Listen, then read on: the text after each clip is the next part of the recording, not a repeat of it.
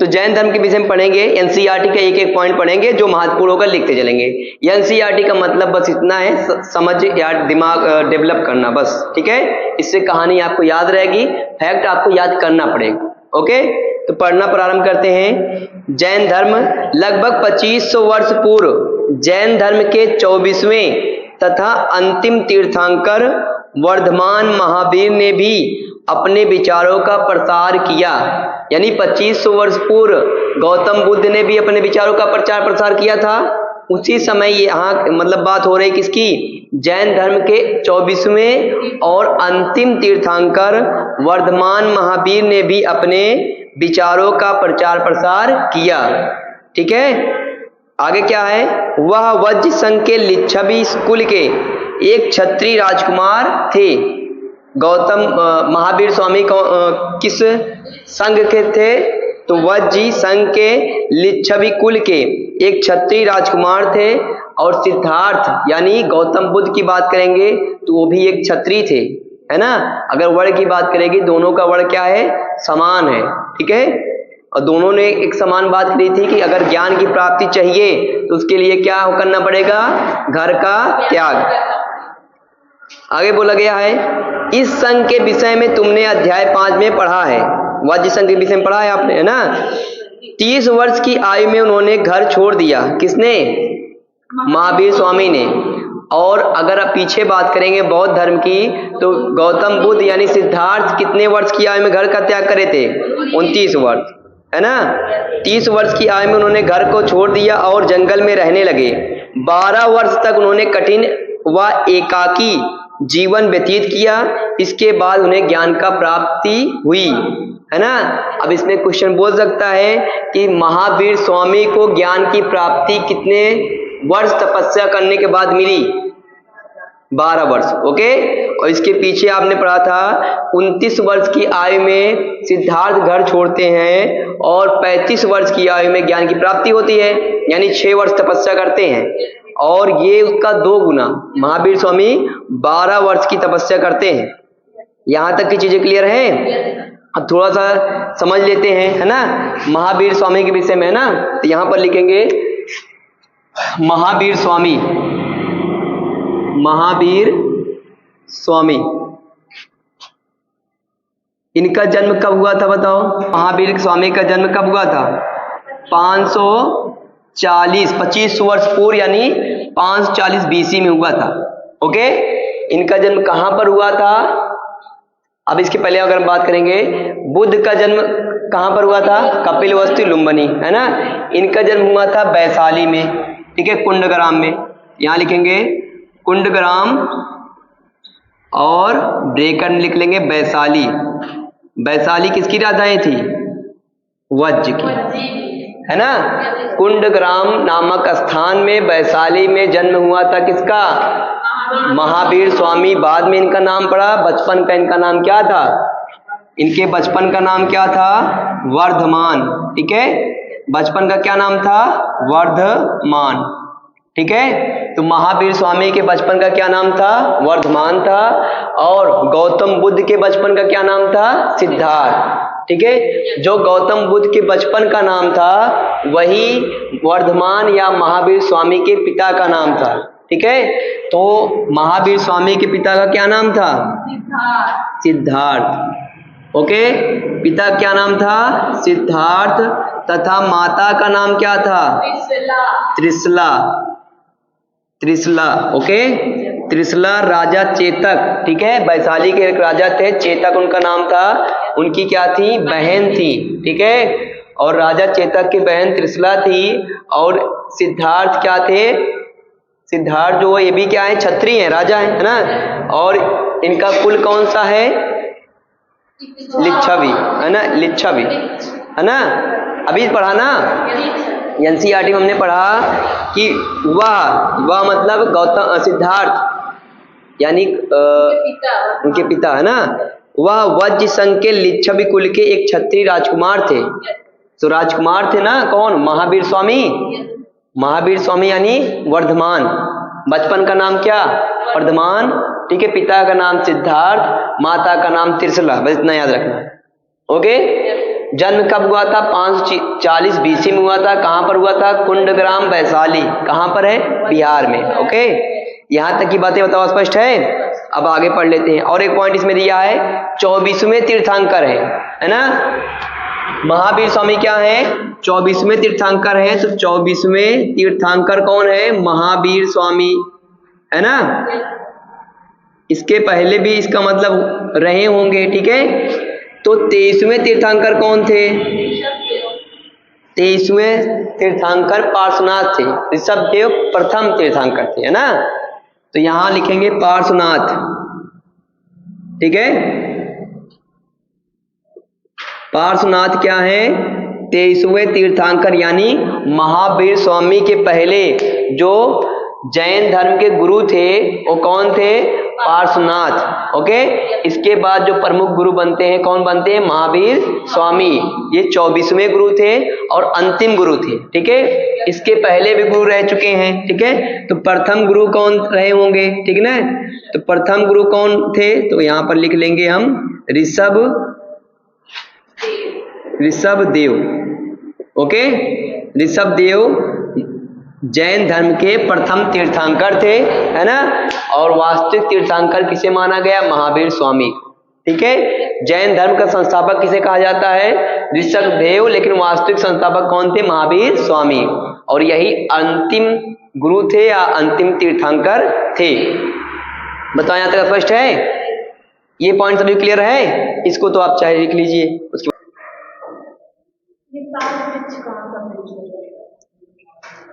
साल वृक्ष होता है, आकृति दिखा दे रहे हैं अभी गूगल करके। ये साल वृक्ष, ओके, ये साल वृक्ष है। मान लीजिए पत्थर रखा है, इसी वृक्ष के नीचे क्या हुआ? इनको ज्ञान की प्राप्ति हुई। यहां से एक नदी बह रही है, जिस नदी का क्या नाम है? ऋजुपालिका, है ना। इस नदी का क्या नाम है? तो यहां लिख देते हैं ऋजुपालिका नदी। ऋजुपालिका नदी, ओके। इस नदी का क्या नाम है? ऋजुपालिका नदी नाम है, ओके, ठीक है। ये घर का त्याग कर दिए हैं, पहले यहां लिखेंगे हेडिंग घर का त्याग। 30 वर्ष की उम्र में घर का त्याग किए, है ना। और 12 वर्ष तपस्या किए। कितने वर्ष? 12 वर्ष तपस्या किए हैं। उसके बाद इनको क्या हुआ? ज्ञान की प्राप्ति हुई, ठीक है। इस ज्ञान की प्राप्ति को बोला गया कैवल्य की प्राप्ति, है ना। कैवल्य का मतलब होता है सर्वोच्च ज्ञान। तो यहां लिखेंगे कैवल्य, ठीक है। आपसे पूछेगा महावीर स्वामी को कैवल्य की प्राप्ति कब हुई? तो बताएंगे आप 42 वर्ष की आयु में, क्योंकि 30 वर्ष की उम्र में घर का त्याग किए थे और 12 वर्ष की तपस्या करे हैं, यानी इनकी उम्र कितनी हो जाएगी? 42 वर्ष की आयु में इनको ज्ञान की प्राप्ति होता है या कैवल्य की प्राप्ति होती है। जो महावीर स्वामी थे ये एक वृक्ष के नीचे बैठकर तपस्या किए थे। उस वृक्ष का नाम क्या है? साल वृक्ष, ओके। और वहां से एक नदी बहती थी, जिस नदी का क्या नाम था? ऋजुपालिका नदी, ओके। वर्तमान में इसे किऊल नदी कहते हैं, ठीक है। वर्तमान में चाहे आप लिखना चाहे लिखेंगे महावीर स्वामी, ठीक है। 2500 वर्ष पूर्व यानी 540 BC, यानी ईसा मसीह के जन्म से 500 वर्ष पूर्व 540 में इनका जन्म हुआ। कहां पर हुआ था? कुंडग्राम में हुआ था, वैशाली में। इनके पिता का नाम सिद्धार्थ था और माता का नाम त्रिशला था। इनके बचपन का नाम वर्धमान था, ठीक है। और ये महावीर स्वामी जो थे जैन धर्म के 24वें गुरु थे, 24वें तीर्थंकर थे। और इसके पहले जो तीर्थंकर थे 23वें जो गुरु थे उनका नाम था पार्श्वनाथ, ठीक है। और पहले जो तीर्थंकर थे उनका नाम क्या था? ऋषभदेव, ओके। पहले तीर्थंकर नाम ऋषभदेव, 24वें तीर्थंकर का नाम महावीर स्वामी। और यही अंतिम तीर्थंकर थे, कौन? महावीर स्वामी, ठीक है। अब इन्होंने घर का त्याग कर दिया, कब किया? 30 वर्ष की उम्र में।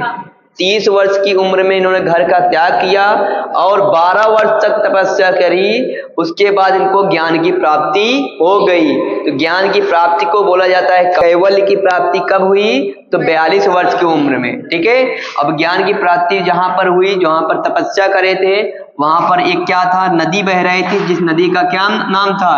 ब्रिजपालिका नदी, जो कहां पर है? बिहार में, ठीक है। और यहाँ पर एक पॉइंट और लिख सकते हैं, बिहार में कहां पर? जंबिका ग्राम में। कहां पर? जंबिका ग्राम में, ठीक है। बताओ, स्पष्ट है? और ये वृक्ष कौन सा है? साल वृक्ष है। कौन सा वृक्ष है? साल वृक्ष है। साल वृक्ष के नीचे इन्होंने क्या करी थी? तपस्या करी थी, ठीक है। 540 BC में इनका जन्म हुआ था और इनकी डेथ कब हुई थी? यहाँ पर इनकी हम डेथ लिख लेते हैं यहाँ पर, ठीक है। तो महावीर स्वामी की मृत्यु बताओ कब हुई थी?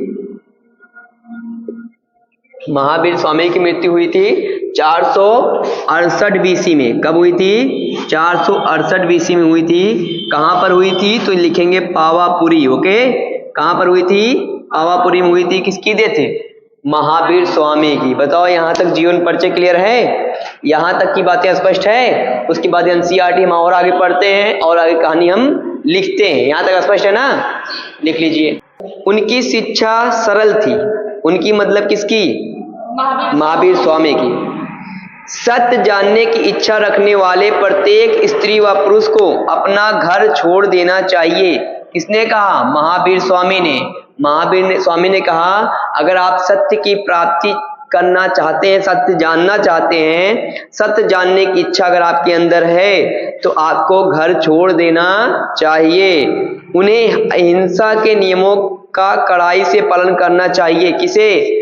जिन्हें ज्ञान की प्राप्ति, जो लोग ज्ञान प्राप्त करना चाहते हैं, जो सत्य को जानना चाहते हैं, उन्हें अहिंसा के नियमों का कड़ाई से पालन करना चाहिए, ठीक है। किसी भी जीव को ना तो कष्ट देना चाहिए और ना ही उसकी हत्या करना चाहिए।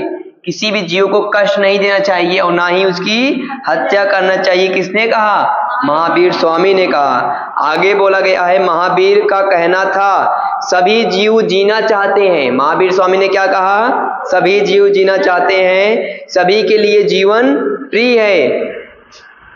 आगे बोला, महावीर ने अपनी शिक्षा प्रकृति भाषा में दी, ठीक है। महावीर ने अपनी शिक्षा किस भाषा में दी? ठीक है, प्रकृति भाषा में, ठीक है। तो यहाँ पर हम लिख सकते हैं, यहाँ पर लिख देते हैं ना, शिक्षा किस भाषा में दिए हैं? तो प्रकृति भाषा में, ओके। बताओ, स्पष्ट है? और गौतम बुद्ध ने अपनी शिक्षा किस भाषा में दी थी? वो भी प्रकृति भाषा में दिए थे, है ना? स्पष्ट है? तो महावीर स्वामी भी अपनी शिक्षा किस भाषा में दे रहे हैं? प्रकृति भाषा में, जो उस समय की बहुत सरल भाषा रही होगी, ऐसा बोला गया है, ठीक है। आगे क्या बोला गया है? यही कारण है कि साधारण जन भी उनके साथ उनके अनुयायियों की शिक्षाओं को समझ सके। साधारण मतलब आम जनता भी उनकी भाषा को समझ पाए हैं और उसको फॉलो किए, क्योंकि उनकी भाषा क्या थी? बहुत सरल थी। और कौन सी भाषा थी? प्रकृति भाषा थी। बताइए, स्पष्ट है? देश के अलग अलग हिस्सों में प्रकृति के अलग अलग रूप प्रचलित थे, है ना? जैसे हिंदी अलग अलग प्रकार से बोली जाती है, ठीक है। हरियाणा में बोली जाती है, अलग अलग हिंदी बोली जाती नहीं। उत्तर प्रदेश में अलग है, बिहार में अलग है। इस प्रकार से बोला गया है कि प्रकृति भाषा के अनुयायी क्या थे? अलग अलग क्षेत्र में अलग अलग प्रकार से भाषा बोलते थे। जैसे मगध में बोली जाने वाली प्रकृति भाषा को मागधी कहते थे। तो मगध में बोला गया है, जो मगध क्षेत्र में प्रकृति भाषा बोली जाती थी उसे क्या कहते थे? मागधी, ओके। इसको याद रखेंगे, पूछा जाएगा, जो फैक्ट दिया वो पूछा जाएगा, ओके। इसमें बोला गया है, जो मगध में प्राकृतिक भाषा बोली जाती थी उसे क्या कहते थे? मागधी, ओके। या पूछ लेगा, मागधी किस भाषा का किस भाषा से प्रेरित है? प्राकृति दे दिया जाएगा, संस्कृत दे दिया जाएगा, है ना, पाली भाषा दे दिया जाएगा। तो आपको पता होना चाहिए कौन सी भाषा है? प्राकृतिक भाषा है। बताओ, स्पष्ट है? आगे देखते हैं। जैन नाम से जाने गए महावीर के अनुयायियों को भोजन के लिए भिक्षा मांगकर सादा जीवन बिताना होता था। यानी जो लोग जैन धर्म को स्वीकार करेंगे उन लोग को भोजन भिक्षा मांगकर सादा जीवन व्यतीत करना होता था, ओके। आगे बोला है, उन्हें पूरी तरह से ईमानदार होना पड़ता था, यानी सत्य बोलो, ठीक है, ईमानदारी से रहो, पूरी तरह से कैसे होना था, ईमानदार होना पड़ता था, तथा चोरी ना करने की उन्हें सख्त हिदायत थी। चोरी ना करिए, ईमानदारी से रहिए, ठीक है, और अपना जीवन सादा और भिक्षा मांगकर व्यतीत करना पड़ता था। आगे क्या बोला गया है, उन्हें ब्रह्मचर्य का पालन करना होता था। किसे, जो लोग जैन धर्म को फॉलो करते थे उनको क्या करना पड़ता था, ब्रह्मचर्य फॉलो करना पड़ता था। ओके, ब्रह्मचर्य का पालन करना पड़ता था। ब्रह्मचर्य का मतलब वो लोग शादी नहीं करेंगे। ओके, पुरुषों को वस्त्रों सहित सब कुछ त्याग देना पड़ता था। पुरुषों को वस्त्रों सहित सब कुछ त्याग देना पड़ता था, यानी बाद में भी हम पढ़ेंगे, जो महावीर स्वामी मतलब जो जैन धर्म है 2 भागों में डिवाइड हो गया, एक दिगंबर एक श्वेतांबर। दिगंबर जो लोग थे वो कपड़े नहीं पहनते थे, ठीक है, और महावीर स्वामी भी क्या है, दिगंबर हैं, ये भी क्या थे, कपड़े नहीं पहनते थे।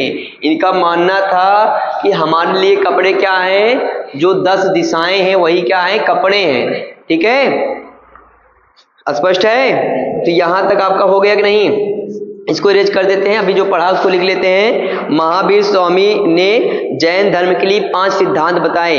एक तो चोरी ना करना, दूसरा झूठ ना बोलना, तीसरा जानवरों पर हिंसा ना करना, है ना, बताइए, और एक अगला चौथा है अपरिग्रह, जिसे संपत्ति, अपरिग्रह मतलब संपत्ति का संचय ना करना, और ब्रह्मचर्य। 5 सिद्धांत जैन धर्म बताए गए, उन 5 सिद्धांत हम क्या करते हैं, लिख लेते। जैन धर्म के 5 सिद्धांत के विषय में जानेंगे। ओके, महावीर स्वामी ने जैन धर्म के 5 सिद्धांत बताए। कितने सिद्धांत, 5 सिद्धांत को बताया, फॉलो करना चाहिए जो लोग जैन धर्म को फॉलो करेंगे। ओके, पहला क्या है, सत्य, यानी हमें क्या करना चाहिए, सत्य बोलना चाहिए, ईमानदारी से रहना चाहिए। ओके, दूसरा सिद्धांत बताया अहिंसा। दूसरा सिद्धांत क्या बताया, अहिंसा, हमको जीवों पर हिंसा नहीं करना चाहिए, अहिंसा। ओके, और महावीर स्वामी ने हिंसा का मतलब बताया, अगर हम किसी के लिए अगर अपने विचार मन में भी गलत सोच लिए तो उनके ऊपर हिंसा कर दिए। अगर किसी के विषय मैंने सोचा भाई इच्छा कर रही इसको उठ कर एक हाथ मार दे, इसका मतलब मैंने क्या करा, हिंसा किया। ओके, यानी हिंसा का मतलब ये है कि किसी को चोट पहुंचाना, और अगर अपने मन में भी ऐसा सोच रहे हैं तब भी आप हिंसा कर रहे हैं। ओके, महावीर ने स्वामी ने क्या कहा, सत्य बोलिए, झूठ मत बोलिए, ईमानदारी से रहिए। दूसरा अहिंसा, अहिंसा का मतलब जीवों पर हत्या मत करिए, जीवों की हत्या मत कीजिए। तीसरा अपरिग्रह, अपरिग्रह, ठीक है, अपरिग्रह का मतलब संपत्ति का संचय ना करिए, ठीक है, संपत्ति को इकट्ठा ना रखिए, ठीक है। और चौथा क्या है, अस्तेय। चौथा क्या है, अस्तेय। अस्तेय का मतलब समझ रहे हैं, अस्तेय का मतलब चोरी ना करना, चोरी ना करना, चोरी करने पर मना करा गया है। अचौर भी कहीं कहीं लिखा होता है, अस्तेय या अचौर। अपरिग्रह मतलब संपत्ति का संचय ना करना। ओके, किसने कहा, महावीर स्वामी। अहिंसा मतलब जीवों पर हत्या ना करना, जीवों की हत्या पर क्या करा, रोक। ओके, और सत्य मतलब झूठ ना बोलना, झूठ नहीं बोलेंगे तभी तो सत्य बोलेंगे, झूठ नहीं बोलना चाहिए। किसने कहा, स्वामी ने, महावीर स्वामी ने कहा। ओके, और 5वां क्या है, जैन धर्म को फॉलो करने वाले लोगों को क्या करना चाहिए, ब्रह्मचर्य का पालन करना चाहिए, ब्रह्मचर्य। ओके, ब्रह्मचर्य का क्या करना चाहिए, पालन करना चाहिए, यानी शादी ना करना। ओके, ऐसे हम कह सकते हैं, यहाँ पर शादी विवाह करने से क्या करा गया है, मना किया गया, शादी ना करना। ठीक है, यहाँ तक बताओ, स्पष्ट है। इसको ब्रह्मचर्य को ऐसे समझ सकते हैं, शादी ना करने पर किसने मना करा है? महावीर स्वामी ने। बताओ यहां तक स्पष्ट है? चलिए अभी देखो आगे जो जैन धर्म है दो भागों में डिवाइड हो जाता है। एक क्या है? एक श्वेतांबर, एक दिगंबर। ठीक है, जो श्वेतांबर लोग होते हैं वो क्या करते हैं? कपड़े पहनते हैं, है ना, और वो लोग गृहस्थ होते हैं यानी शादी किए होते हैं। और बताते हैं कि महावीर स्वामी भी क्या करे थे? शादी किए थे।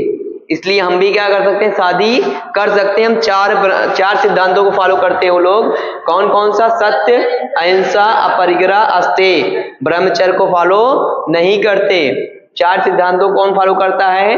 जो श्वेतांबर होते हैं। और दिगंबर क्या करते हैं? पांचों सिद्धांत को फॉलो करते हैं। और दिगंबर जो लोग होते हैं वे वस्त्र नहीं पहनते। स्पष्ट है? और श्वेतांबर लोग क्या करते हैं? सफेद कपड़े पहनते हैं। स्पष्ट है? यहां तक चीजें क्लियर है? अब आगे हम पढ़ते हैं क्या दिया गया है। देखो एक बार मैं फिर से पढ़ देता हूं। जैन नाम से जाने गए महावीर के अनुयायियों को भोजन के लिए भिक्षा मांगकर सादा जीवन बिताना होता था। उन्हें पूरी तरह से ईमानदार होना पड़ता था तथा चोरी न करने की सख्त हिदायत थी। उन्हें ब्रह्मचर्य का पालन करना होता था। पुरुषों को इस वस्त्रों सहित सब कुछ त्याग करना होता था। यानी ये जो दिगंबर लोग थे वो कपड़े भी नहीं पहनते थे। यहां तक स्पष्ट है? इसमें छोटा सा पॉइंट दिया गया है। जैन शब्द का मतलब क्या है? जैन शब्द जिन से निकला है जिसका अर्थ क्या होता है? विजेता। ठीक है, आपसे पूछ लिया जाएगा। जो पॉइंट दिया है वो समझिए इंपॉर्टेंट हो गया। ठीक है, जैन का मतलब दिया है क्या? ये जैन जिन शब्द से निकला है। ओके, जिन शब्द से निकला है। और जिन का मतलब क्या होता है? विजेता। विजेता किस पर? इंद्रियों पर, है ना। यानी जो जिसे जो है अच्छा बुरा क्या हो रहा है सब पर एक समान जो व्यक्ति व्यवहार करे वो क्या है? इंद्रियों पर विजेता हो गया। ठीक है, स्पष्ट है नहीं? इंद्रियों का विजेता का मतलब क्या अच्छा क्या बुरा उससे कुछ प्रभाव नहीं पड़ रहा है। ठीक है, यानी उन्होंने क्या करा? इंद्रियों पर विजय प्राप्त कर लिया।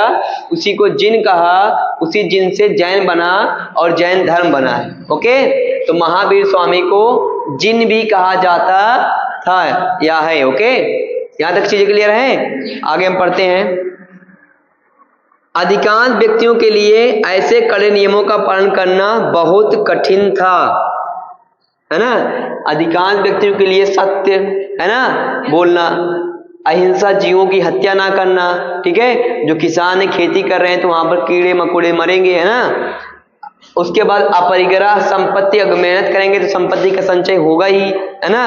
संपत्ति का संचय ना करना बोला गया है। अस्तेय, चोरी ना करना, है ना। इसके साथ साथ ब्रह्मचर्य, शादी ना करना। तो इसमें बोला गया अधिकांश व्यक्तियों के लिए ऐसे कड़े नियमों का पालन करना बहुत कठिन था।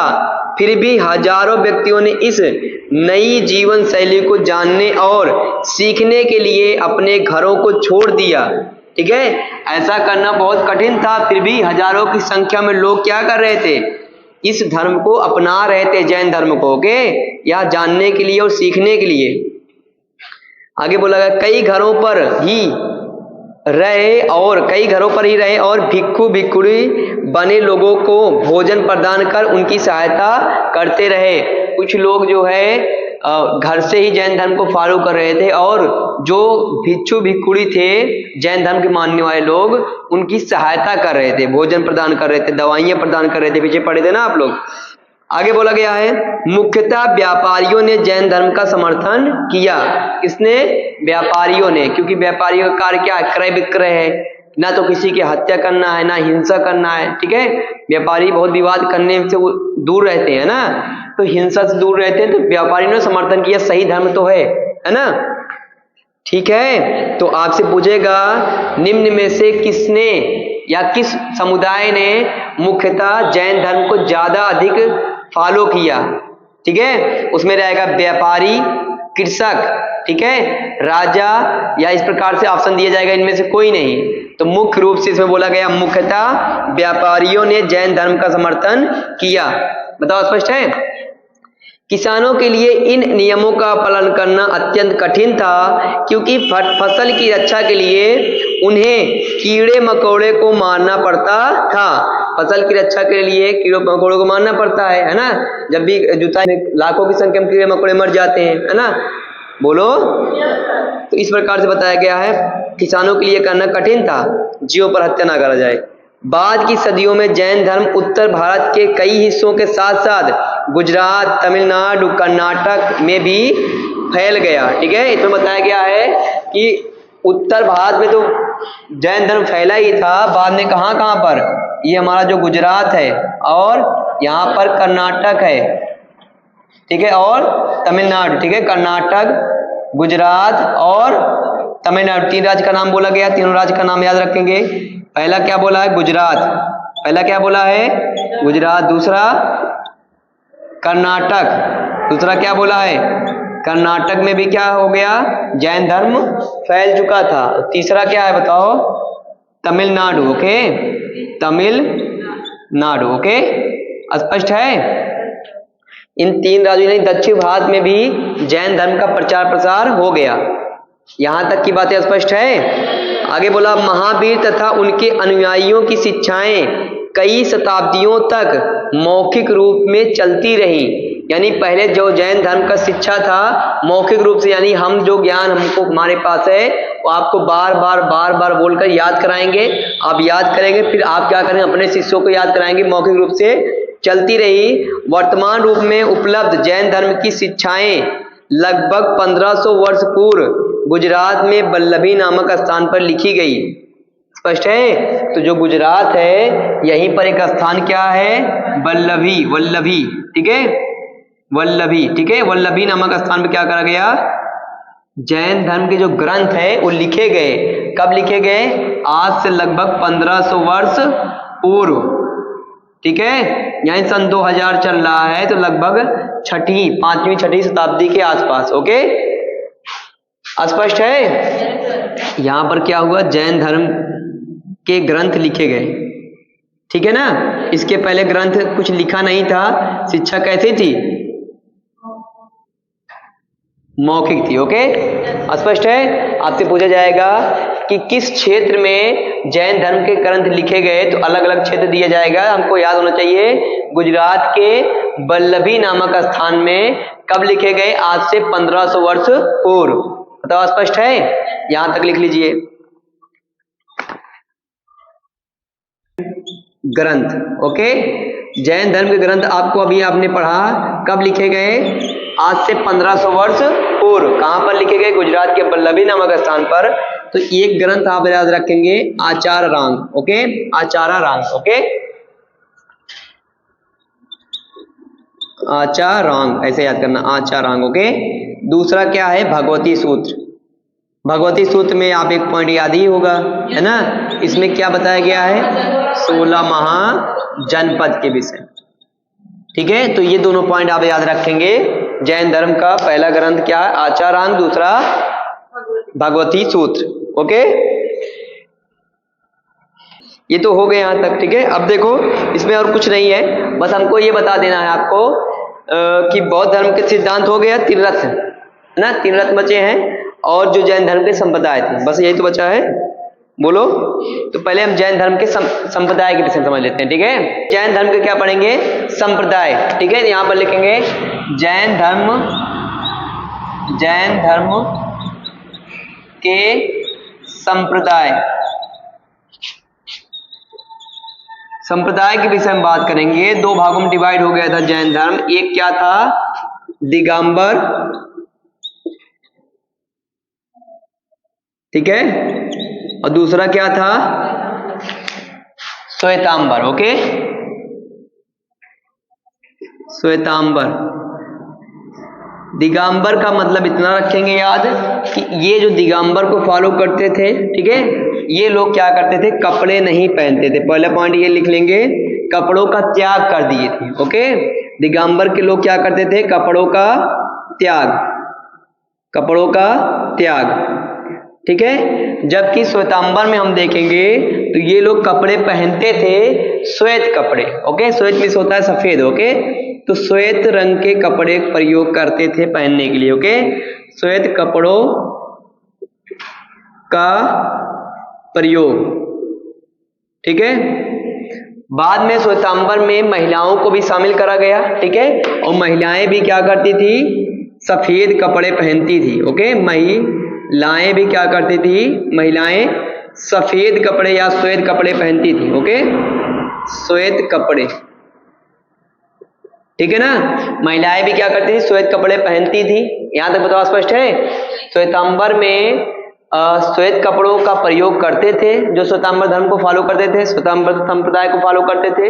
और श्वेतांबर संप्रदाय को फॉलो करने वाले में महिलाओं को भी शामिल किया गया, और महिलाएं भी क्या करती थी, श्वेत कपड़े पहनती थी। यहाँ तक स्पष्ट है। दिगंबर में क्या हुआ, कपड़ों का त्याग करते थे, यानी कपड़े, ठीक है।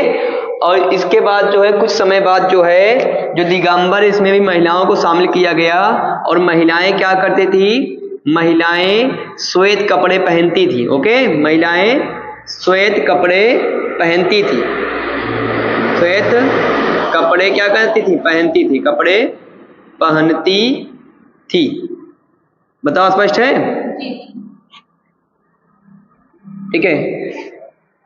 दिगंबर जो संप्रदाय है, इसके संस्थापक किसको माना जाता है, इस संप्रदाय के संस्थापक किसको माना जाता है, भद्रबाहु, है ना। तो यहां लिखेंगे भद्रबाहु, भद्रबाहु। ओके, और श्वेतांबर जो संप्रदाय थे जो बना, इसके जो संस्थापक माने जाते हैं, कौन माने जाते हैं, स्थूल भद्र। ओके, ठीक है ना। जो दिगंबर संप्रदाय है उसके संस्थापक कौन माने जाते हैं, भद्रबाहु, ठीक है। भद्रबाहु क्या थे, दिगंबर संप्रदाय के संस्थापक थे। जबकि जैन धर्म में जो श्वेतांबर संप्रदाय बना, श्वेतांबर संप्रदाय बना, इसके संस्थापक कौन है, स्थूल भद्र, ठीक है। अब देखो, श्वेतांबर में आपको चीजें क्लियर है। ये जो दिगंबर जो लोग थे, ठीक है, ये पांचों सिद्धांत को मानते थे। जो जैन धर्म का 5 सिद्धांत इसके पहले पढ़ा, तो ये 5 सिद्धांत को मानते थे। 5 सिद्धांत कौन कौन से, हाँ, एक बार लिख लेते हैं। सत्य, यानी सत्य बोलते थे। दूसरा, अहिंसा, जीवों पर हिंसा नहीं करते थे। तीसरा, अपरिग्रह, यानी संपत्ति का संचय नहीं करते थे, अपरिग्रह। ओके, और चौथा, अस्तेय, यानी चोरी भी नहीं करते थे। पांचवा, ब्रह्मचर्य जीवन व्यतीत करते थे, ब्रह्मचर्य। ओके, स्पष्ट है। लेकिन जो श्वेतांबर के लोग थे वे ये 3-4 पॉइंट को क्या करते थे, फॉलो करते थे। कौन, जो श्वेतांबर थे, ठीक है। तो श्वेतांबर क्या करते थे, केवल यही 4 सिद्धांतों को फॉलो करते थे। ओके, श्वेतांबर, ओके, स्पष्ट है। और दिगंबर क्या करते थे, 5 सिद्धांतों को फॉलो करते थे। तो यहां पर लिखेंगे तीसरा पॉइंट, ये 4 सिद्धांतों का पालन करते थे। सिद्धांतों का पालन, किसका पालन नहीं करते थे, तो ब्रह्मचर्य। स्पष्ट है ना, ब्रह्मचर्य का पालन नहीं करते थे। बताओ, स्पष्ट है। मुख्य रूप से ये बातें हो गई जैन धर्म के संप्रदाय के विषय में, ठीक है। इसके अलावा थोड़ा सा और याद रखेंगे, जो मौर्य वंश के संस्थापक थे, कौन थे, चंद्रगुप्त मौर्य। यहाँ पर थोड़ा सा और फैक्ट याद रख लीजिए, क्योंकि वो जैन धर्म को फॉलो किए थे और संलेखना विधि से अपनी हत्या कर दिए थे, यानी अपने आप को मोक्ष की प्राप्ति के लिए संलेखना विधि मतलब कि वो बिना कुछ खाए पिए अपने आप का प्राण त्याग करना, है ना। तो यहाँ पर लिखेंगे जो जैन धर्म है, कौन धर्म है, जैन धर्म में जो पहला संप्रदाय है दिगंबर, ठीक है। और जिसके संस्थापक कौन है, भद्रबाहु। तो भद्रबाहु क्या थे, जो मौर्य वंश के संस्थापक थे, ठीक है। मौर्य वंश के संस्थापक कौन थे, हाँ, संस्थापक जो थे चंद्रगुप्त मौर्य। दिख रहा है, चंद्रगुप्त मौर्य जो थे, ठीक है। ये जो चंद्रगुप्त मौर्य है, ये इनके गुरु थे, कौन, भद्रबाहु, भद्रबाहु। ओके, इनको क्या थे, गुरु थे। स्पष्ट है। अब इनके गुरु थे तो जैन धर्म को इन्होंने स्वीकार कर लिया, ठीक है। और चंद्रगुप्त मौर्य वंश के या ऐसे सम्राट थे जो संलेखना विधि से, एक तो इन्होंने जैन धर्म को स्वीकार किया, ये पॉइंट क्लियर है। जैन धर्म किसने स्वीकार किया, चंद्रगुप्त मौर्य। चंद्रगुप्त मौर्य का पुत्र का नाम था बिंदुसार। बिंदुसार के पुत्र का नाम था अशोक। अशोक भी जैन धर्म को फॉलो करता है, लेकिन कलिंग युद्ध के बाद वो बौद्ध धर्म को फॉलो करने लगता है। ओके, अशोक के विषय में हम समझेंगे। बौद्ध धर्म को फॉलो कर रहा था और चंद्रगुप्त मौर्य कौन से धर्म को फॉलो कर रहा था? जैन धर्म को। बताओ, स्पष्ट है? तो जो चंद्रगुप्त मौर्य है ये संलेखना विधि से अपना क्या करा? प्राण त्याग कर दिया। ओके, प्राण त्याग कर किया। ठीक है, प्राण त्याग किया किस विधि से? संलेखना विधि। संलेखना की विधि का मतलब है बिना कुछ खाए पिए ही दिन भर रहना, मतलब अपना जीवन व्यतीत करना, और तब तक करना जब तक प्राण त्याग ना हो जाए। ओके, इस विधि को संलेखना विधि कहा जाता है। और संलेखना विधि से प्राण त्याग करने वाले सम्राट का नाम चंद्रगुप्त मौर्य है। चंद्रगुप्त मौर्य का नाम भद्रबाहु था। भद्रबाहु क्या है? दिगंबर संप्रदाय का संस्थापक था। स्पष्ट? ठीक है, चंद्रगुप्त मौर्य के गुरु का नाम क्या था? भद्रबाहु था। भद्रबाहु क्या है? दिगंबर संप्रदाय के संस्थापक हैं। यहां तक चीजें क्लियर हैं? यही तक लिख लीजिए, इसके बाद कुछ नहीं है जैन धर्म में। और क्या दिए? 3 रत्न भी बताए। ओके, पहला सम्यक दर्शन, यानी अब सही दर्शन करना, यानी सत्य देखना। ठीक है, और अपना बार बार क्या करना है? दर्शन करते रहना कि हम सही रास्ते पर हैं या नहीं। ठीक है, दूसरा, जैसे स्वामी विवेकानंद भी कहा है, स्वामी विवेकानंद ने कहा है अगर आप लगता है आपका जीवन बहुत आसानी से बेहतर तरीके से जीवन व्यतीत हो रहा है, तो आप सुनिश्चित कर लीजिए आप सही मार्ग पर नहीं है। ओके, क्योंकि जीवन आसान नहीं है। अगर आप जीवन में सब कुछ आपको मिला है, उसके बाद और कुछ बेहतर नहीं कर रहे हैं, इसका मतलब कुछ आप नया नहीं कर रहे हैं, है ना? तो सम्यक दर्शन करना और सम्यक ज्ञान, सही ज्ञान अर्जित करना। ओके, और तीसरा जो पॉइंट बताया त्रिरत्न में, वो सम्यक चरित है। जब सम्यक ज्ञान रहेगा, सही दर्शन रहेगा, तो सम्यक चरित तो होगा ही। स्पष्ट है ना? तो तीनों पॉइंट एक दूसरे से संबंधित है, याद करना आसान हो जाएगा। सही देखो, सत्य देखो, सत्य सही चीजों का ज्ञान प्राप्त करो, है ना? और सम्यक चरित्र का निर्माण भी अच्छा होगा। बताओ, स्पष्ट है? ये 3 रत्न जैन धर्म के 5 सिद्धांत हो गए। ठीक है, इसके अलावा जैन धर्म 2 संप्रदाय में विभाजित हो गया, दिगंबर और श्वेतांबर। आपने पीछे क्या पढ़ा था? जो बौद्ध धर्म है वो भी 2 भागों में डिवाइड हुआ था, मुख्य रूप से एनसीईआरटी के अकॉर्डिंग। ओके, हीनयान और महायान। हीनयान और महायान में क्या अंतर था? हीनयान के लोग जो बौद्ध धर्म का था उसी को संपूर्ण रूप से उनके उपदेशों को पालन करते थे, और महायान के लोग मूर्ति पूजा भी करने लगे थे, है ना?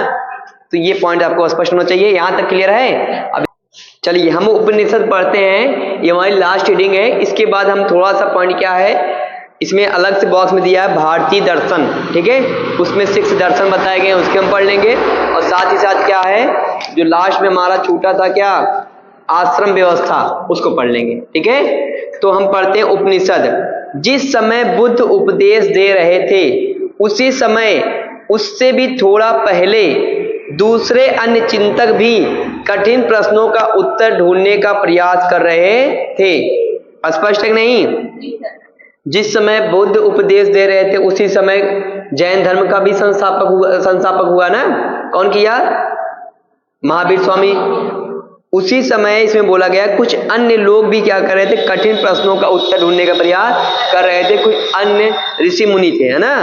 तो देखते हैं, उनमें से कुछ मृत्यु के बाद के जीवन के बारे में जानना चाहते थे, जबकि अन्य यज्ञों की उपयोगिता के बारे में जानने के उत्सुक थे। इनमें से अधिकांश चिंतकों का यह मानना था कि विश्व में कुछ तो ऐसा है जो कि अस्थाई है। ठीक है, जितने लोग चिंतन कर रहे थे इस वेदों का पढ़कर या तमाम प्रकार से अपने ज्ञान प्राप्ति के लिए, है ना, तो लोग में कुछ लोग का ये मानना था विश्व में कुछ ऐसा है जो अस्थाई है और जो मृत्यु के बाद भी बचा रहता है। ठीक है, ये महत्वपूर्ण पॉइंट है। ठीक है, कुछ लोग, जो लोग चिंतन कर रहे थे जब बुद्ध उपदेश दे रहे थे, उस समय कुछ लोग का ये मानना था ठीक है, कि कुछ तो अस्थाई है इस दुनिया में, क्या है, कुछ अस्थाई है जो मृत्यु के बाद भी रहती है ना, मृत्यु के बाद भी बचा रहता है। उन्होंने इसका वर्णन आत्मा तथा ब्रह्म अथवा सार्वभौम आत्मा के रूप में किया। उनमें से कुछ लोगों ने उसको आत्मा का नाम बताया, कुछ लोग ब्रह्म का। ठीक है, बताइए, स्पष्ट है? वे मानते थे कि अंततः आत्मा तथा ब्रह्म एक ही है। उनमें से कुछ लोग क्या मानते थे, आत्मा और ब्रह्म, है ना, दोनों क्या हैं, एक ही हैं। यहां तक की बातें क्लियर हैं? जिस समय बुद्ध उपदेश दे रहे थे उसी समय कुछ अन्य लोग भी सत्य की राह या सत्य खोज के लिए निकले हुए थे। ठीक है, जिनमें कुछ लोगों का मानना था विश्व में कुछ ऐसा है जो मृत्यु के बाद भी अस्थाई रहता है, जिसमें आत्मा और ब्रह्म के विषय में बताया। ठीक है, आगे क्या बोला है? ऐसे कई विचारों का संकलन उपनिषदों में हुआ। ऐसे कई विचारों का संकलन कहाँ का लिखा गया? उपनिषद में। ठीक है, उपनिषद के विषय में भी मैं लिखा रहा हूं। इसके बाद लिखिए, उपनिषद उत्तर वैदिक ग्रंथों का हिस्सा थे। उत्तर वैदिक ग्रंथ लिखे गए थे। ऋग वैदिक काल में ऋग्वेद लिखा गया था, उसके बाद जो ग्रंथ लिखे गए उसे उत्तर वैदिक ग्रंथ कहा गया। उसी उत्तर वैदिक ग्रंथ में उपनिषद भी लिखा गया। उपनिषद का शाब्दिक अर्थ है गुरु के समीप बैठना। ठीक है, उपनिषद के शाब्दिक अर्थ क्या है? गुरु के समीप बैठना। उपनिषद का शाब्दिक अर्थ क्या है? यहां तक क्लियर है? अब आगे देखते हैं। इन ग्रंथों में अध्यापकों और विद्यार्थियों के बीच बातचीत का संकलन किया गया। ओके, यानी उपनिषद में क्या किया गया? अध्यापक और विद्यार्थियों के बीच जो बातचीत हुई उसी का संकलन किया गया। प्रायः ये विचार सामान्य वार्तालाप के रूप में प्रस्तुत किए गए हैं। ठीक है, आगे थोड़ा सा दिया इसमें। इन चर्चाओं में भाग लेने वाले अधिकांशतः पुरुष, ब्राह्मण तथा राजा होते थे। ठीक है, जो लोग इसमें चर्चा में भाग लेते थे वो कौन होते थे? ब्राह्मण होते थे या राजा के घर से होते थे। कभी कभी गार्गी जैसी स्त्री विचारकों का भी उल्लेख मिलता है। विद्वता के लिए प्रसिद्ध गार्गी राजदरबारों में होने वाले वाद विवाद में भाग लिया करती थी। गार्गी मतलब गार्गी नामक महिला भी क्या करी है? इन राज दरबारों में वाद विवाद के लिए भाग ली। जबकि स्टार्टिंग में क्या लिखा गया है? अधिकांशतः पुरुष, ब्राह्मण तथा राजा क्या होते थे? इन चर्चाओं में भाग लेते थे। ठीक है, और बोला है कभी कभी गार्गी जैसी स्त्री विचारक का भी उल्लेख मिलता है। यहां तक स्पष्ट है? आगे बोला, निर्धन व्यक्ति इस तरह के वाद विवाद में बहुत कम ही हिस्सा लेते थे। इस तरह का प्रसिद्ध अपवाद सत्यकाम जबाल का है। यानी सत्यकाम जबाल क्या है? गरीब रहा होगा, है ना, इसलिए अपवाद के रूप में बताया गया है। इस तरह का एक प्रसिद्ध अपवाद सत्यकाम जबाल का है। सत्यकाम जबाल का नाम उसकी दासी माँ के नाम पर पड़ा। सत्यकाम के मन में सत्य जानने की तीव्र जिज्ञासा उत्पन्न हुई। गौतम नामक एक ब्राह्मण उन्हें अपने विद्यार्थी के रूप में स्वीकार किया। ठीक है, तो ये पॉइंट जो जो दिया गया हम याद रख लेंगे। पहले तो इसमें क्या दिया है? गौतम नामक कोई क्या है? ब्राह्मण है, जिसने क्या किया? अपने एक निर्धन व्यक्ति को क्या करा? शिष्य बना लिया। ठीक है, जो निर्धन था। ठीक है, जिसका नाम क्या है? सत्यकाम जबाल। सत्यकाम जाबाल लिखा गया। ओके, तो सत्यकाम जाबाल क्या है? एक निर्धन व्यक्ति है जो उपनिषद को पढ़ने में भाग लिया था और गौतम नामक ब्राह्मण ने इसे क्या किया था? अपना शिष्य माना था। ओके, इसके अलावा एक महिला या स्त्री का नाम मिलता है जो इस उपनिषद में भाग ली थी वाद विवाद में। उसका नाम क्या है? गार्गी। ठीक है, इसके अलावा आपको क्या बताया गया है? अधिकांशतः या मुख्य रूप से पुरुष, ब्राह्मण या राजा ही ऐसे चर्चाओं में भाग लेते थे। तो यहाँ पर अधिकांशतः लिख लेंगे, अधिकांशतः, है ना। अधिकांशतः क्या होता था? पुरुष और कौन? ब्राह्मण और राजा के घर के लोग ही ऐसी चर्चाओं में, उपनिषद की चर्चाओं में भाग लेते थे। वो भी कौन? पुरुष। ओके, स्पष्ट है। अब इसमें जो भी पैराग्राफ है इसमें मुख्य रूप से यही फैक्ट दिया गया है, अधिकांशतः पुरुष, ब्राह्मण या राजा के घर के लोग इन चर्चाओं में भाग लेते थे। उसके बाद अपवाद के रूप में बताया गया, गार्गी एक प्रसिद्ध एक स्त्री है जो अपवाद स्वरूप इन्होंने क्या करा था, इन्होंने भी उपनिषद के वाद विवाद में भाग लिया था। इसके अलावा एक और अपवाद मिलता है, सत्यकाम जाबाल। सत्यकाम जाबाल नाम का एक निर्धन व्यक्ति भी क्या किया है, उपनिषदों के वाद विवाद में भाग लिया है। ठीक है, जो जिसे गौतम नामक ब्राह्मण ने अपना शिष्य बनाया था। इतनी बातें बताओ, स्पष्ट है। आगे बोला गया है, गौतम नामक एक ब्राह्मण ने उन्हें अपने विद्यार्थी के रूप में स्वीकार किया तथा वह अपने समय के सर्वाधिक प्रसिद्ध विचारकों में से एक बन गए। कौन? सत्यकाम जाबाल। ठीक है, जितने विचारक थे, क्योंकि इसे बोला गया है इसमें जानने की इच्छा थी। ठीक है, जब जानने की इच्छा थी ये क्या हुआ, ये गुरु इसको मिल गया, गौतम। ठीक है, अब इस गुरु के माध्यम से अपने जितने भी विचारक थे उसमें सर्वश्रेष्ठ बन गया था। कौन? सत्यकाम और जाबाल जिसका नाम है। ओके, जो कि निर्धन था। बता, यहां तक स्पष्ट है? बोलो। उपनिषद के कई विचारों का विकास बाद में प्रसिद्ध विचारक शंकराचार्य के द्वारा किया गया। ठीक है, बाद में उपनिषद का विकास किसने किया? शंकराचार्य। यहां तक क्लियर है। अब थोड़ा सा जो इसमें बुक में नहीं दिया गया है उस फैक्ट के विषय में लिख लेंगे। जैसे उपनिषद के कुछ उपनिषदों के विषय में हम लिख लेते हैं। ठीक है, जैसे हमारा क्या है, ऋग्वेद है, पहला ऋग्वेद है, फिर उसके बाद सामवेद है, और तीसरा यजुर्वेद है, यजुर्वेद। चौथा क्या है? अथर्ववेद। तो आपसे पूछेगा या पूछ सकता है इसमें, ठीक है, इन वेदों से संबंधित कौन कौन से उपनिषद हैं। ठीक है, कौन कौन से उपनिषद हैं, या उपनिषद का नाम दे दिया जाएगा और पूछेगा कौन से वेद से संबंधित हैं। ठीक है, तो यहां पर हम लिखेंगे ऐतरेय। ऐतरेय क्या है? उपनिषद है। ऐतरेय क्या है? उपनिषद है। किस वेद से संबंधित है? तो ऋग्वेद से।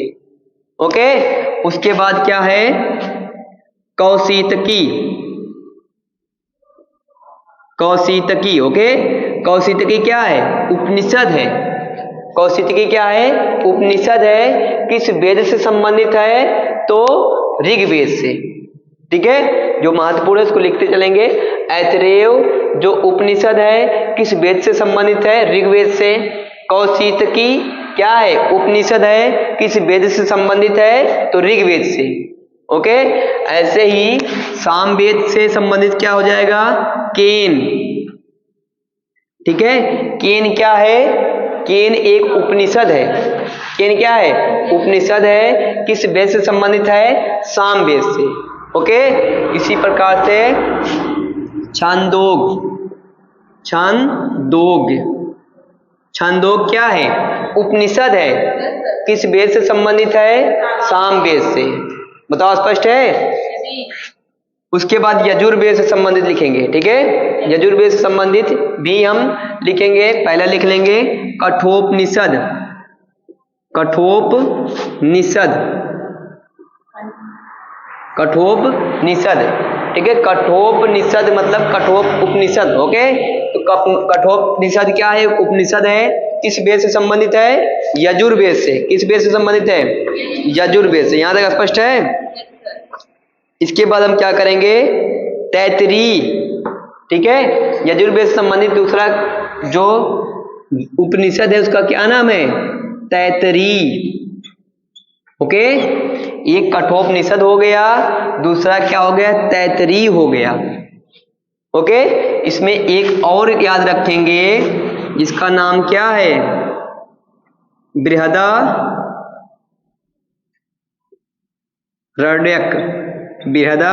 बृहदारण्यक। ओके, ये क्या है? सबसे बड़ा उपनिषद है। ओके, बृहदारण्यक से नाम से ही क्लियर हो रहा है। ठीक है, बृहदारण्यक क्या है? सबसे बड़ा उपनिषद, सबसे बड़ा उपनिषद।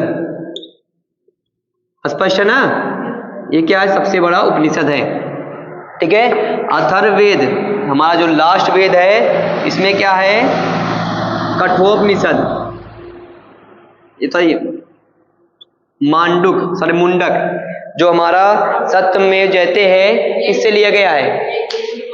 मुंडकोपनिषद ना। तो जो मुंडकोप, ठीक है, मुंडकोप, ठीक है, मुंडकोपनिषद होता है ना।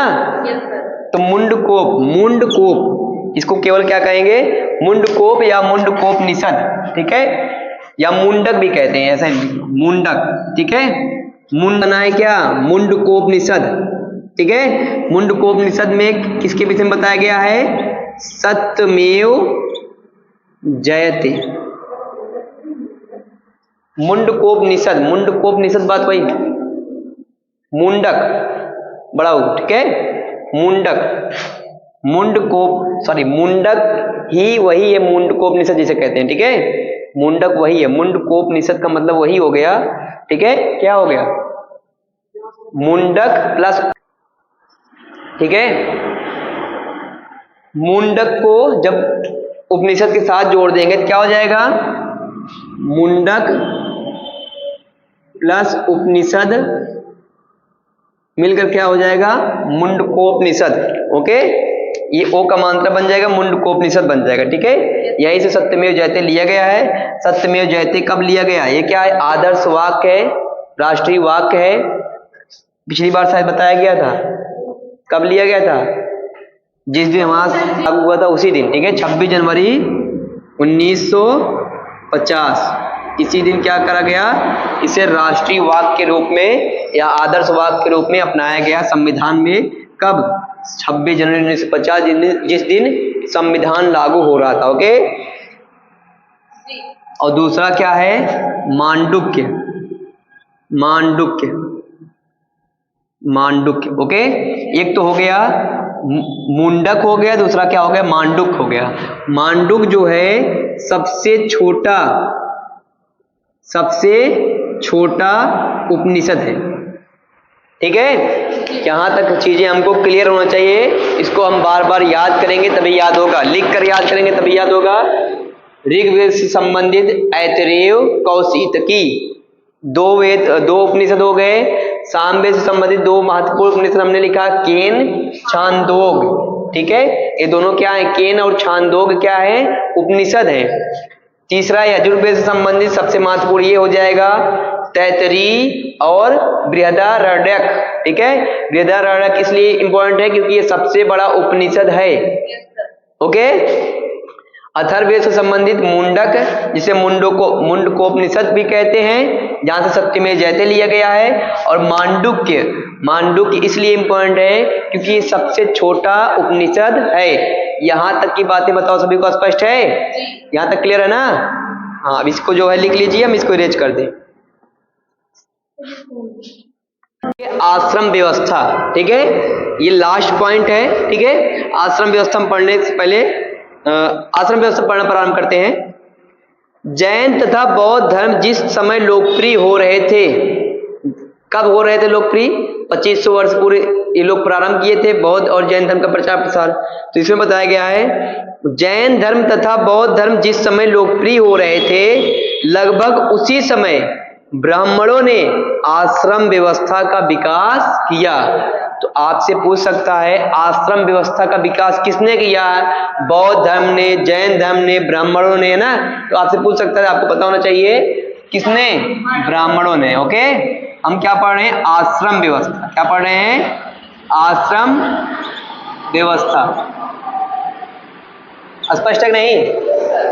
इसमें बताया गया क्या? जैन धर्म तथा बौद्ध धर्म जिस समय लोकप्रिय हो रहे थे, लगभग उसी समय ब्राह्मणों ने आश्रम व्यवस्था का विकास किया। ठीक है, आगे बोला है, यहाँ आश्रम शब्द का तात्पर्य लोगों द्वारा रहने तथा ध्यान करने के लिए प्रयोग में आने वाले स्थान से नहीं है। जैसे आज के समय में अलग अलग प्रकार के आश्रम होते हैं, वृद्धा आश्रम है ना, अनेक प्रकार का आश्रम है ना। तो यहाँ पर जो आश्रम शब्द है इसका मतलब ये नहीं है रहने का स्थान, ठीक है। आश्रम व्यवस्था से मतलब रहने का स्थान नहीं है। बोलो स्पष्ट है। आश्रम व्यवस्था का मतलब क्या? ध्यान करने का स्थान नहीं है, ध्यान करने का स्थान नहीं है। पॉइंट क्लियर है? ये बोल दिया गया है, ठीक है। आपसे बोल दिया जाएगा आश्रम व्यवस्था था रहने का स्थान, ध्यान करने का स्थान, ठीक है। या बोल देगा वर्ण व्यवस्था को प्रदर्शित करने के लिए, तो हमको पता होना चाहिए रहने का स्थान, ध्यान करने का स्थान तो नहीं था, है ना। आगे बताया गया है इसमें जो है जीवन से संबंधित है ना, जैसे आगे बताते हैं, पढ़ेंगे तो क्लियर हो जाएगा। या ये पॉइंट और क्लियर है, रहने का स्थान तो नहीं था आश्रम व्यवस्था और ध्यान करने का स्थान भी नहीं था। आगे बोला गया है यहां आश्रम शब्द का तात्पर्य लोगों द्वारा रहने तथा ध्यान करने के लिए प्रयोग में आने वाले स्थान से नहीं है, बल्कि इसका तात्पर्य जीवन के चरण से है। इसका तात्पर्य किससे है? जीवन के चरण से, ठीक है। इसका तात्पर्य किससे है? जीवन के चरण से। जीवन के कितने चरण बताए हैं? 4, ठीक है। जीवन के चरण से है किसका संबंध? आश्रम व्यवस्था। तो स्पष्ट है कितने चरण? 1 2 3 4, ठीक है। ब्रह्मचर्य, अभी आगे पढ़ते हैं तो चीजें क्लियर होगी। आगे बोला है ब्रह्मचर्य, गृहस्थ, वानप्रस्थ तथा संन्यास नामक 4 आश्रमों की व्यवस्था की गई थी। किसके द्वारा? ब्राह्मणों के द्वारा, ठीक है। आश्रम व्यवस्था का मतलब रहने का स्थान नहीं, ना ही ध्यान करने का स्थान है। आश्रम व्यवस्था का मतलब जीवन के चरण है। कितने चरण हैं? 4। पहला ब्रह्मचर्य, दूसरा गृहस्थ, तीसरा वानप्रस्थ और चौथा संन्यास, ठीक है। तो जीवन के कितने चरण? 4 चरण। आश्रम व्यवस्था में कितने प्रकार चरण बताए गए? 4 चरण। पहला ब्रह्मचर्य, गृहस्थ, वानप्रस्थ और संन्यास, ठीक है। अब इसके आगे बोला गया है ब्रह्मचर्य के अंतर्गत ब्राह्मण, क्षत्रिय तथा वैश्य। कौन कौन? केवल ब्राह्मण, क्षत्रिय, वैश्य, शूद्र नहीं बोला गया है। ब्राह्मण, क्षत्रिय तथा वैश्य से अपेक्षा की जाती थी कि इस चरण के दौरान सादा जीवन बिताकर वेदों का अध्ययन करेंगे। सादा जीवन बिताकर क्या करेंगे? वेदों का अध्ययन करेंगे। स्पष्ट है? कौन कौन लोग? ब्राह्मण, क्षत्रिय और वैश्य, शूद्र की बात नहीं है इसमें, ओके। आगे बोला गया है गृहस्थ आश्रम के अंतर्गत उन्हें विवाह करके एक गृहस्थ के रूप में रहना होता था। यानी विवाह करके गृहस्थ जीवन, ठीक है। विवाह करके, विवाह हम लिख दे रहे हैं, समझ में आ जाएगा, ओके। विवाह करके गृहस्थ जीवन, ठीक है। वेदों का अध्ययन ब्रह्मचर्य में, ओके।